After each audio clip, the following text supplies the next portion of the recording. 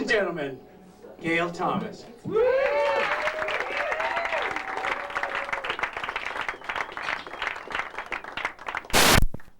was that move? Oh man. All right, I've been having kind of a sexuality crisis lately. Oh yeah. I'll tell you about it. I've always leaned in the direction veered toward the penis side of the fence. It's been fine. And but this summer I actually spent a lot of time with my gal pals from work, and we were kind of hanging out. And one night, one of my friends came out to me, which is fine, you know.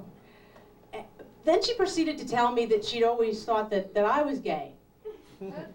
And that this other guy at work had always thought that I was gay. And it kind of freaked me out as she was stroking my thigh. And, you know, because I'm very impressionable. So I went home that night, swear to God, and I was like, oh my God, I'm gay. I must be gay. And I was like, is this sexual tension? I can't sleep. Maybe I'm gay. I do have a lot of flannel shirts. I must be gay. I don't know. Maybe I should call my boyfriend. I was never that good in bed. Maybe I'm gay. So I made a chart. And I figured out that, you know, I'm like, okay, George, I am attracted to guys, but not gay guys. And then I'm not usually attracted to women, but maybe gay women. I don't know, right? So what I figured out is pretty much if you want to do me, then I want to do you.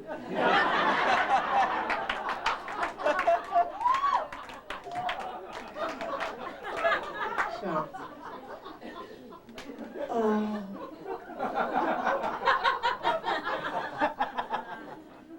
it's all the truth. So I've also been having a computer crisis lately. There's so many choices, again. I wish I was in Russia, where they would just tell you what computer you would use. You just add it with this, that's where you go. And if one more person tells me that I should go online to help buy a computer. If I had a computer, I wouldn't need to go online. Do I have to finish that sentence? So I go to Fry's. I know nothing. And it turns out I have a lot in common with the people at Fry's.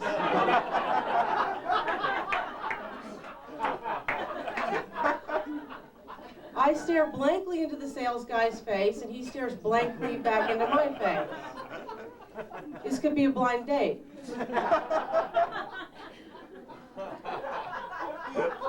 So I'm just trying to make small talk about my like 386 upgrade thing, and he's murmuring something. I think he's trying to sell me something. And he goes to the back and checks for something that he can't pronounce, and they don't have it, and he comes back, and I'm like, this date is over.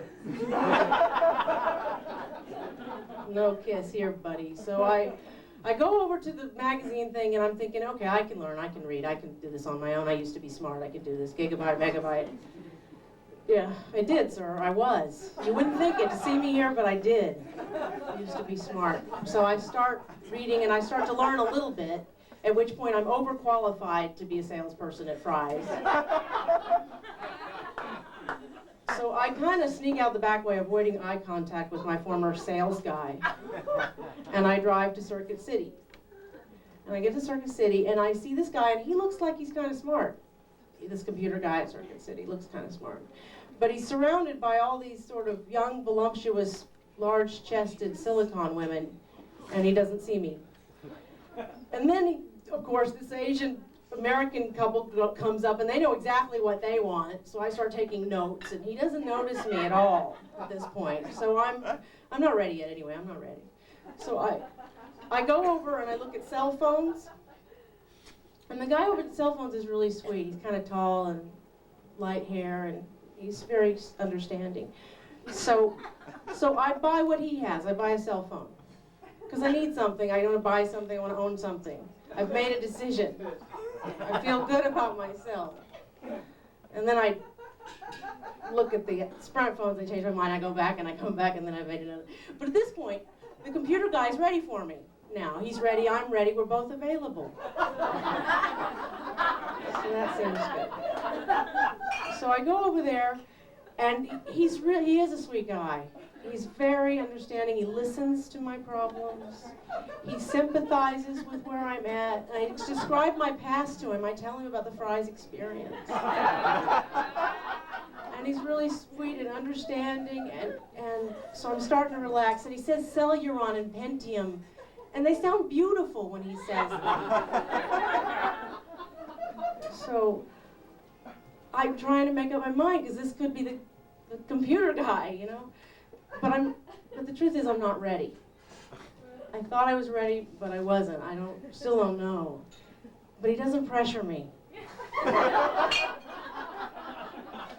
He's so sweet and understanding. Again, he says he doesn't want to rush me. He says that he'll wait for me. And he gives me his card, because I told him I wanted to see him again. And I leave, and I feel a little bit sad, but I think it's probably for the best. So I go home, and I call all my friends, and I start, I think I could learn from their experiences, right? But it turns out I'm even more alone than I thought, because my friends are all Mac, and I'm PC. And I can't even call my parents, because it's a different generation, and they don't understand. So I wait a couple more days, and then I call Mike in Texas at Dell Computers. And Mike, I don't describe Mike. He's got like, I grew up, and my family's from Texas, so he's got their accent, and right there I felt more comfortable. And he tells me, you guys, they have like lifetime support. If you need it, the Dell people will come to your house the next day. And then this phone service, and you know what else? I gotta say it. He offered me a big screen. And you know what that means. So before I know it, I'm kind of giggling, and I start saying all these numbers. They're like flying out of my mouth, and it's like before I know it, I'm at an expiration date, and it's 01097 or whatever. No, it's 01. See, I'm nervous. So I hung up the phone, and I did it. I made a commitment to Mike at Dell Computers. But at that point, I feel kind of guilty. Because what about the Circuit City guy? I mean, he said he'd wait for me. So I talked to my brother about it, and he said that I should just call him and be straight up and be honest about it. So I did. I called the guy at Circuit City and explained everything, and he didn't care. He said he just wanted me to be happy. So I guess I am. My Dell came yesterday. So I'll tell you a couple other things before I leave. I haven't always shopped for computers. I actually and talked about it. I used to be a lawyer. Yeah, I don't usually tell people that until after they like me, but I'm like downwardly mobile. I'm kind of scared of making money. I think if I ever make it big in comedy, I'll have to get a paper route or something. Is that okay? We still love you. Oh, thank you. Oh, wow. But are you gay? We'll talk later. I thought I explained that. Do you think I'm cute? If you think I'm cute, I'm gay.